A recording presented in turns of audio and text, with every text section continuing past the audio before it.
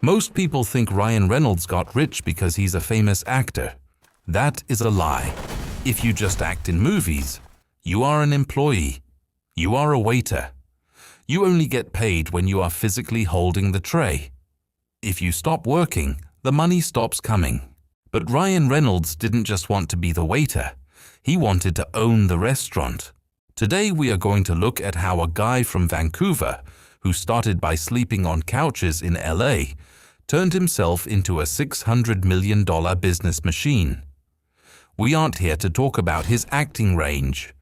We are here to talk about the mechanics of money. This is a manual on how to stop being an employee and start being an owner. The trap of being famous. Let's start with a hard truth. Fame is a trap. Think about the movie Green Lantern. It was a massive failure. It was a disaster. If Ryan Reynolds was just an actor, that movie would have ruined his career. He would have been the guy who failed in that superhero movie. But he used that failure to learn a lesson. He realized that acting is work for hire. You do the job, you get paid, you go home. You have no control over the marketing, the script, or the final product. So, he pivoted. He worked for 10 years to get Deadpool made. But he didn't just star in Deadpool. He forced the studio to let him be involved in the marketing. He wrote the jokes. He designed the posters. He was the voice of the film. That was the moment he stopped being an actor and started being a marketer. He realized that the movie wasn't the product. He was the product. The gin hack. Now look at the Aviation Gin deal. Why buy a gin company? Imagine you are a liquor company. You have a factory, you have bottles, and you have liquid. But nobody cares. There are 5,000 brands of gin. How do you stand out? You don't. You are invisible. So the company hires an ad agency. The agency charges you $5 million to make a boring commercial. Nobody watches it. You lose money. Ryan Reynolds saw this and said, "I can do that for free, but better." He bought a stake in Aviation Gin. Now he wasn't just the face. He was the owner. When he makes a funny video about gin, he isn't helping someone else make a profit. He is helping himself make a profit. He didn't change the recipe. He didn't invent a new type of alcohol. He changed the story. He turned a boring bottle of gin into the drink that Ryan Reynolds jokes about. That story is what people bought. The market pays a premium for a good story. By owning the gin, he captured that premium. The telecom disruption. After gin, he went for Mint Mobile. Let's be honest.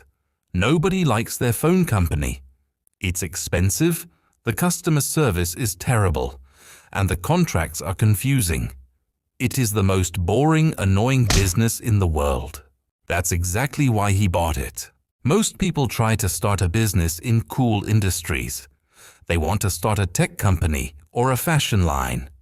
But the cool industries are crowded. The boring industries are where the real money is. He used the same playbook as the gin. He didn't upgrade the cell towers. He didn't invent a new 5G network. He just made the ads funny. He made the customer service feel human. He made it cheap and simple. He took a commodity, phone service, and gave it a personality. Think about it. Why is Mint Mobile different from any other carrier? Technically, they are all the same. But Mint Mobile is the Ryan Reynolds one. In a market of giants, he won by being the only one who didn't sound like a robot. The closed loop, the secret weapon. Here is the part most people miss. Ryan Reynolds owns an agency called Maximum Effort. This is his secret weapon. Most companies have to hire an outside agency to make ads. It takes months. It costs millions. It's full of meetings and bureaucracy. Ryan Reynolds is the agency. When he has an idea for a commercial, he writes it, films it, and edits it in his own studio. He can go from idea to viral video in 48 hours. In business, speed is money. If you can make a joke about the news the day it happens, you get millions of views for free. If you have to wait 3 weeks for a committee to approve your ad, the moment is gone. By owning the agency, he creates a closed loop. 1. He owns the product, the gin, the phone plan. 2. He owns the creative agency, maximum effort. 3. He owns the face, Ryan Reynolds. He doesn't pay a middleman for anything. Every dollar spent on marketing goes directly into building the value of the brand he owns. The reality check. Now, I have to be honest with you. This looks like magic, but it's high-risk poker. If Ryan Reynolds makes a bad ad, it's not just a bad ad. It's a bad ad from the owner. He can't fire himself. Most CEOs hide behind a logo. If the company fails, they just find a new job. If Ryan Reynolds fails, his name is attached to the failure. He is betting his personal reputation on every single deal. He is not a safe investor. He is a high beta operator. He is gambling that his personality will always be more valuable than the boring products he sells. If the public ever gets tired of him, his entire portfolio drops in value. That is the price of his success. He doesn't have a safety net. He is the brand. The lessons, how to apply this. What can you actually learn from this? 1. Attention is the ultimate asset. You can be the best in your field, but if you are invisible, you are worthless. Skill pays the bills. Marketing builds the empire. 2. Own the engine. Don't just be the worker. If you don't own the machine that creates, sells, or distributes the product, you are just a tool for someone else's empire. 3. Fame is a currency. Spend it. Most people hoard their reputation out of fear. Use it as leverage to buy a stake in something bigger. Most people ask for a raise.